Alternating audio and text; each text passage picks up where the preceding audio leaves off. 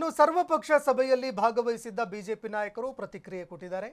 ಏನೇನು ಹೇಳಿದ್ದಾರೆ ವಿಪಕ್ಷದ ನಾಯಕರುಗಳು ಕೇಳಿ.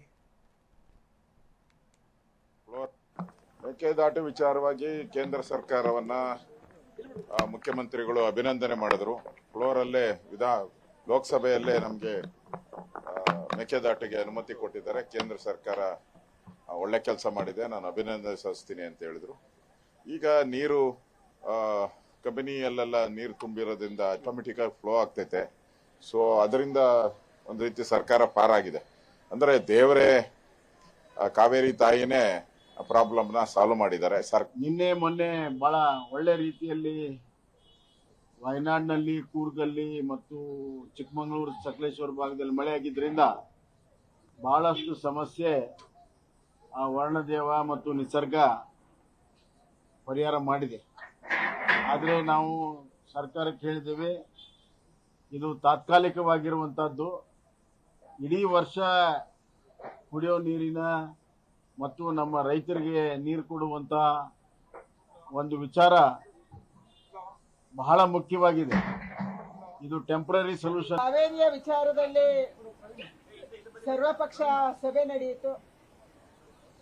ಭಾರತೀಯ ಜನತಾ ಪಾರ್ಟಿ ಬಹಳ ಸ್ಪಷ್ಟ ಇದೆ.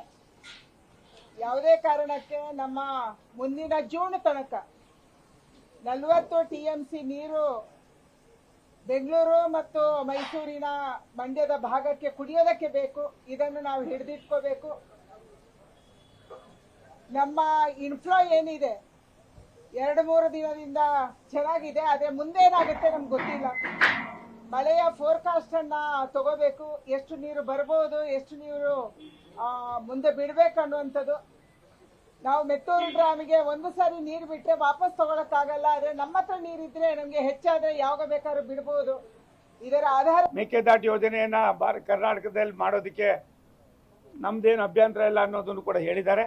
ಆ DPR ಅನ್ನ ತರಿಸ್ಕೊಂಡು ಅದರಲ್ಲಿರ್ತಕ್ಕಂಥ ಕೆಲವು ನ್ಯೂನತೆಗಳನ್ನು ಸರಿಪಡಿಸಿ ತಾಂತ್ರಿಕವಾಗಿ ಅದು ಯೋಜನೆಯನ್ನು ಮಾಡ್ತಕ್ಕಂಥದಕ್ಕೆ ಭಾರತ ಸರ್ಕಾರ ರಾಜ್ಯ ಸರ್ಕಾರಕ್ಕೆ ಈಗಾಗಲೇ ತಿಳಿಸಿದೆ.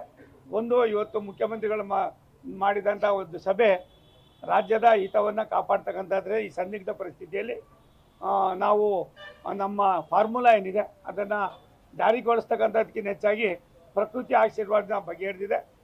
ಕೇಂದ್ರ ಸರ್ಕಾರ ಈಗಾಗಲೇ ಸಹಮತ ವ್ಯಕ್ತಪಡಿಸಿದೆ. DPRನಲ್ಲಿ ಇರ್ತಕ್ಕಂಥ ಕೆಲವು ಲೋಪಗಳನ್ನು ಕೂಡ ಸರಿಪಡಿಸಿ ಕನಿಷ್ಠ ಇನ್ನೊಂದು 50 ವರ್ಷಕ್ಕಾದರೂ ಕೂಡ ತಾಂತ್ರಿಕವಾದ ತೊಂದರೆಗಳು ಇರಬಾರ್ದು, ಆ ರೀತಿ ಮಾಡಿ ಕಳಿಸಿ ಅನ್ನೋದನ್ನು ನಾನು